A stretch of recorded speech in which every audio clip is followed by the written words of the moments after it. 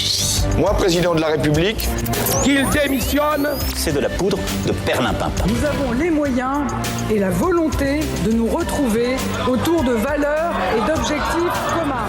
Hémicycle. Laurence Saillet, bonjour. Bonjour Steve. Et merci de nous rejoindre comme tous les mardis après-midi sur Radio J dans le Grand Journal. Vous êtes éditorialiste après avoir été porte-parole des Républicains. Laurence, vous revenez sur le déplacement aux aurores ce matin d'Emmanuel Macron à Rungis. Le vrai débat que l'on doit avoir dans la société, c'est le travail, a déclaré le chef de l'État. Est-ce que ce débat aurait dû se tenir selon vous avant celui sur les retraites ? Il est légitime de se poser la question. D'ailleurs, moi aussi, je me suis dit à certains moments dans le débat sur les retraites, pourquoi n'a-t-on pas parlé avant du travail et de la valeur travail ? D'autant plus qu'on a vu que le travail avait été très dévalorisé pendant les débats. Mais néanmoins, de toute façon, quoi qu'on fasse, le blocage sur les retraites, c'était bien un blocage sur le départ de l'âge, c'est-à-dire à 64 ans. Donc, quoi qu'on fasse, ce blocage-là, tant qu'il n'était pas évacué, il était très difficile de revenir, si vous voulez, à des fondamentaux et des fondamentaux sur le travail. Et très logiquement, le président a évidemment été rattrapé par cette question lors de sa visite ce matin à Rungis. On va l'écouter.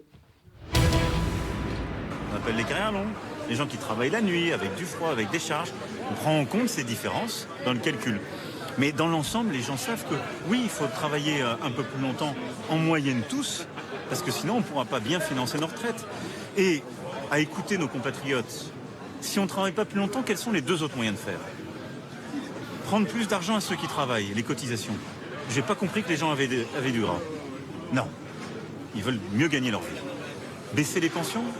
J'ai pas compris que les retraités vivaient bien et avaient la possibilité qu'on leur baisse. Donc c'est la quantité de travail. Et en plus de ça, cette réforme, elle va dans le sens de ce qu'on évoquait. Elle permet de créer plus de richesses pour le pays. Laurent, sur cette sortie du président de la République ? Alors c'est normal qu'on l'interroge là-dessus, et d'ailleurs je pense qu'il s'y attendait, mais le débat parlementaire n'est pas fini. Alors la question, a-t-il vraiment commencé ? Parce qu'on ne peut pas parler d'un débat parlementaire. S'il n'y a pas eu de vote. À l'Assemblée nationale, puisque le débat a été totalement pourri par la France insoumise et qu'on n'a pas été jusqu'à ce fameux article 7 qui justement déterminait l'âge de départ. Donc le débat parlementaire maintenant part au Sénat, il y aura une commission mixte paritaire selon le processus législatif, puis reviendra à l'Assemblée.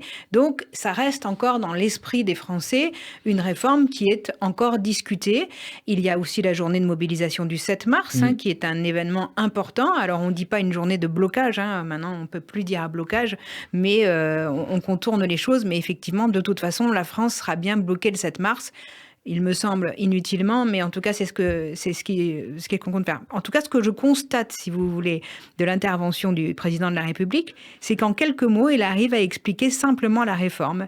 Et on a manqué de cette simplicité pendant les débats, sur les plateaux de télévision, dans les médias, parce qu'il est revenu à des fondamentaux, c'est-à-dire un équilibre qui n'est pas assuré et une vie qui se prolonge et des cotisants qui sont moins nombreux. Comment l'exécutif compte-t-il désormais passer à cette nouvelle étape du débat politique ? Alors déjà, il y a une loi qui va être discutée, une loi travail sur le plein emploi. Peut-être qu'elle ne s'appellera pas comme ça, mais où il y aura divers objectifs. Il y a eu aussi un accord qui a été fait dans ce sens avec le patronat et les syndicats sur le partage de la richesse. Bref, tout ceci va être mis dans le cadre législatif à nouveau et il faudra aborder tous les projets.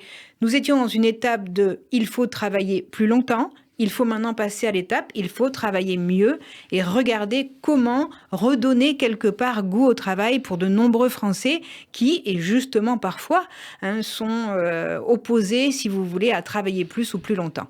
Comment les oppositions vont désormais se positionner également face à ce débat autour de la valeur travail ? Ça ne va pas être simple, puisqu'il sera difficile pour la gauche de s'opposer à des réformes, à des propositions pour du travailler mieux, puisque c'est bien ça qu'on veut faire.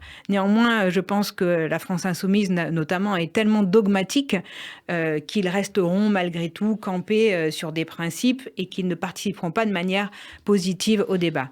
Pour le Rassemblement national, ça va être une situation complexe aussi. Le Rassemblement national n'a pas de proposition qui aille dans le sens du travailler mieux. Le Rassemblement national a une opposition dure qui ne propose jamais, puisque justement, il tire la France vers le bas. Plus les Français sont malheureux, plus le Rassemblement national prospère. Donc, ils vont être dans l'hémicycle tout au moins, en difficulté, me semble-t-il. Il reste LR ? Pour les Républicains, on va voir, ça va être une épreuve de fond. Vous savez que la valeur travail, à droite, c'est une valeur fondamentale. D'ailleurs, on a vu le clin d'œil du président Emmanuel Macron ce matin, parce qu'on savait que Nicolas Sarkozy. Tout à fait. On a l'impression, quelque part, de retrouver, et c'est pour ça que je m'y retrouve aussi moi-même, un discours sur le travail qui est presque un hymne au travail. Et donc ça, c'est très positif. Moi, ce que je souhaite, c'est que la séquence qui va s'ouvrir, je souhaite que chacun soit responsable, que ce soit une séquence de rassemblement, parce que ce sont les Français qui sont concernés. Oui, il faut maintenant améliorer les conditions de travail. Il faut que les rémunérations soient augmentées, puisque on sait que le pouvoir d'achat est une difficulté chez les Français. Mais si on veut construire quelque chose, il faudra que chacun apporte sa pierre à l'édifice. Je pense que c'est fondamental, et je reprendrai la phrase du président. Effectivement, le seul vrai débat aujourd'hui, c'est celui autour du travail. Merci beaucoup, Laurence Saïd, d'avoir été avec nous. On peut réécouter votre chronique en podcast sur radioj.fr et sur notre page YouTube. Nous serons demain en compagnie de David Revaud-Dallon du Journal du Dimanche. Bon après-midi à vous et à mardi prochain.